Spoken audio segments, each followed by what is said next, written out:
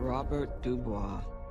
He's in prison for putting Superman in the ICU with a kryptonite bullet. I'm not joining your suicide squad. We'll see.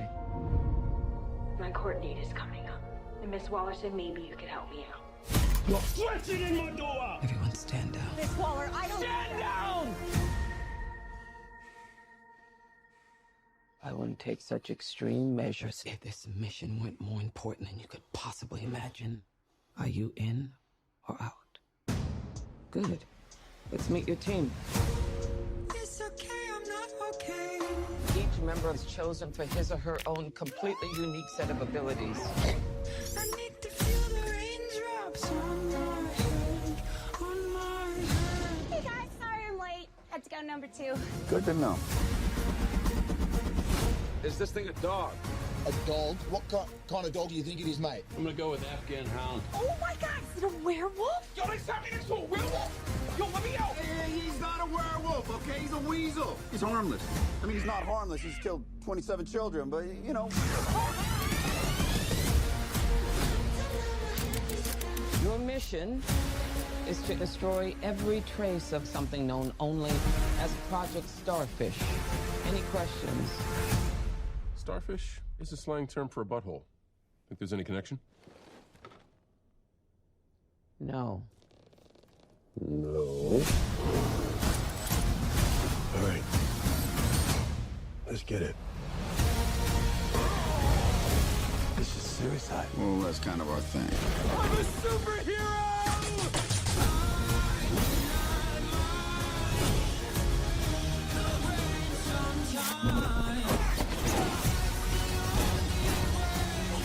Where's my dad? I'm gonna get you out of real life. I'm going to get you out of here alone.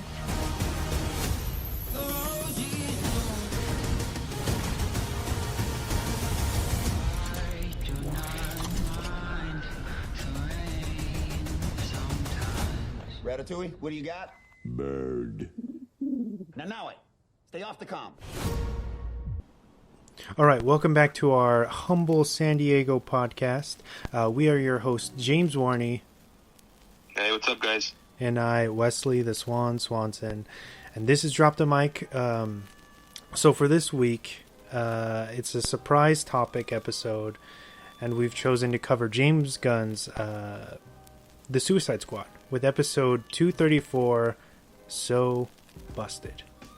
So thank you, James. Thank you for giving me the opportunity to talk about this film with you in a lengthier style, I guess. I know we've already kind of gave our thoughts real quick within the Rex a couple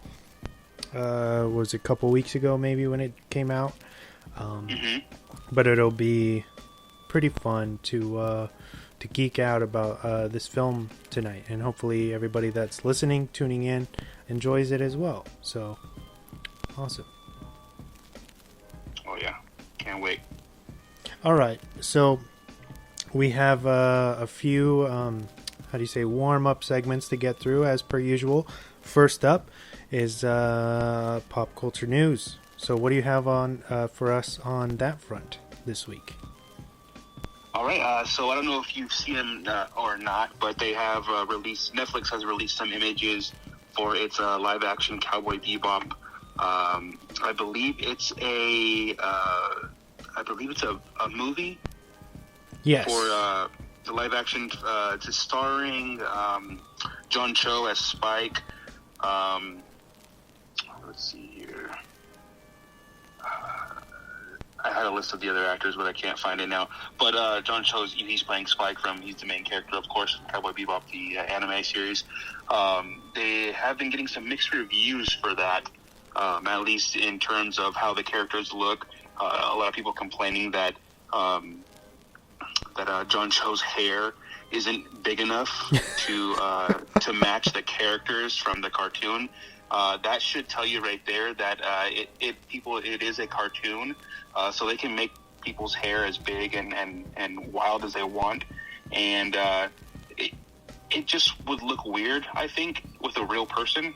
The way and I know what they're trying to say, how they want his hair, but I don't know. I'm excited for it. I hate to nitpick things like that before they get a fair chance to show us what they got. I'm excited for it just for the fact that John Cho is attached to this, and he's playing Spike, which is awesome. And then there was a thing about the actress who's playing Faye Valentine. They said, why isn't she wearing a yellow latex booty shorts and showing it with the what are they called? The straps that attach to your pants, going up to around your shoulders. I forget what they're called. Oh, suspenders. Suspenders, yeah. How she has them in the show. First of all, it's kind of a little degrading for an actress to wear that, and I think we're beyond that right now. At this point in time, the show, I believe, Cowboy Bebop was created I believe it was in the 90s when it was created, so a different time for sure. And I just think that wouldn't. I don't know. There's a lot of complaining from, I guess you would call them diehard fans for the show. What are your thoughts? I don't know if you've seen the images or not. I saw the images of John Cho, and I thought that he looked pretty cool. He's got the headphones and everything. Yeah. It looks like, but I really don't want to speak too soon before I've actually seen like everything kind of in motion, mm-hmm. because seeing things out of context, sometimes they don't make sense, and then and then we figure it out later. But I am a Cowboy Bebop fan. I've watched it for a long time, so I'm excited that this was even just attempted, and it seems like they're trying to do the source material justice, by not whitewashing it and whatnot. So let's give credit where it's needed, I think, and not nitpick on small things, because we have to think about it cinematically, and there has to be certain liberties taken with the creators, with things that might not make sense or make sense, you know what I mean? And so you have to kind of have faith in that, I guess. Some other news, it looks like AMC Theaters, and this actually happened about a week ago. So Warner Brothers Media had created a deal with AMC Theaters that now they have exclusive rights to any movie from Warner Brothers for at least 45 days. So starting for the next year, 22, they will have exclusive rights to the movie in theaters to play, and there will no longer be any same day releases.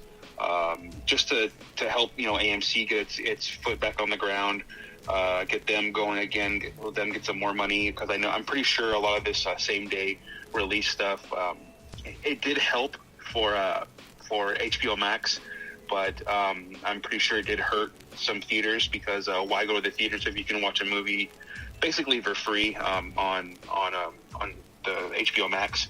But after the 45 days, then it will become available for streaming. I'm not sure if it's going to be released how it was for HBO Max, how they did like a month, like 30 days, and then then it goes away, and then it comes back again maybe like a month or two later.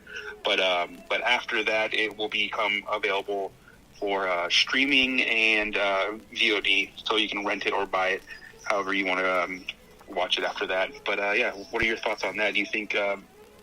pretty smart move, I think, by HBO, or not HBO, but Warner Brothers Media to make the first step, I think, in helping out theaters get back on their feet. Yeah, especially, and we'll get into it later, but like, it's the movies are certain movies, I think, especially with all the this ongoing problem that we have, of course, all over the world.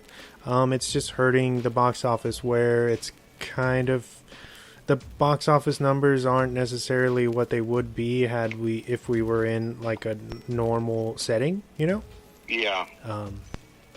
So yeah, pretty cool. Yeah, I'm pretty sure a lot of other production companies will follow suit here pretty soon. But I know you're a big fan of Cobra Kai. They were just actually renewed for a 5th season ahead of their season 4 premiere.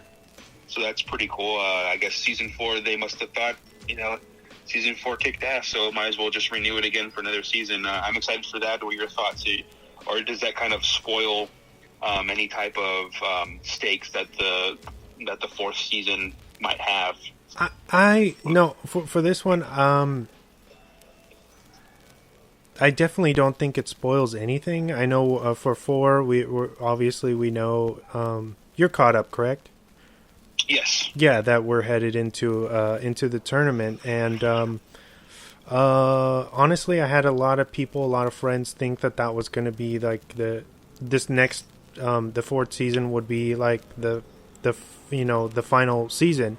So I'm excited that they're going to keep it going. That means I feel like they have a trick up their sleeve, Yeah. I feel like they do have a couple things that haven't really been explored yet within the mythos of the Karate Kid film franchise, which seems what they're, it seems like that's what they're leaning towards as far as source material. For throughout each season, it seems like they bring something new. So no, I don't think it really spoils anything. I think we can, kind of guess as a what they're gonna go after. But no, I'm really excited. I think that it's amazing that Netflix has that kind of confidence to renew them before they even see the numbers or have the 4th season premiere yet. So yeah, that's rad because Cobra Kai is awesome. It's one of the best shows I think on Netflix right now. Yeah, I love the development, the character development of Hawk. How he was kind of, in the earlier seasons, he's a nerd, basically a loser or whatever, however you want to call it in the show. And then he kind of becomes this badass, and then he kind of goes overboard, and then he kind of joins Miguel. With I hate to spoil it for people who haven't seen it, but I just love his story arc and his transformation as a character, which was pretty cool. Yeah. There's a lot of redemption for him. Yeah. Red Fang. And to see Ralph Macchio, to see him, it was a little hard for me watching the 1st and 2nd season. Seeing him move was like, oh, he's definitely been out of it for a while. And given his age also, it probably is a little harder for him to limber up. But I do believe that in season 3, he's kind of back in form. In his prime at his age, and he actually looks like he has been training and stretching and stuff to get himself limber for those action scenes and stuff that he does get to do. Yeah, shout out to William Sapka, who fucking looks really good in his choreography all the time. Oh yes, always. He's kicking ass. Yeah. His transformation as a character, I mean, you get to see, where he comes from. I love the flashbacks of him as a child, and then you get to see why he was the way he was in Karate Kid. Yeah, it's a great kind of coming at the story from a different angle. I'm glad that you finally gave it a shot and that you love it as much as I do. It's a great show and great for our generation, I think, to Definitely. Be able to. Jordan loves it, so it's cool. He actually. I told you I think I told you before, but we watched Karate Kid 1 and 2, the originals. Ah. But he loves those ones too. He's like, whoa! He's like, look, that's the car from the show, because Mr. Miyagi gives him the old I think the old yellow old car. I don't even know what kind of car it is, but when that scene in Karate Kid 1, Jordan recognized the car at least. From the flashbacks and stuff from Danny LaRusso. That's awesome. And he's like, oh, look. He's like, that's the car that he has in the show. I'm like, yeah, that's him as a kid. He's like, well, he's old now. But yeah, it's definitely cool to see the younger kids like my son, and then hopefully they keep it going and get to enjoy that as well. But moving on. Speaking of kind of going on to the movie focus, but looks like Bloodsport, they're going to be rumored to have a Bloodsport project starring Idris Elba. Reportedly, it's in the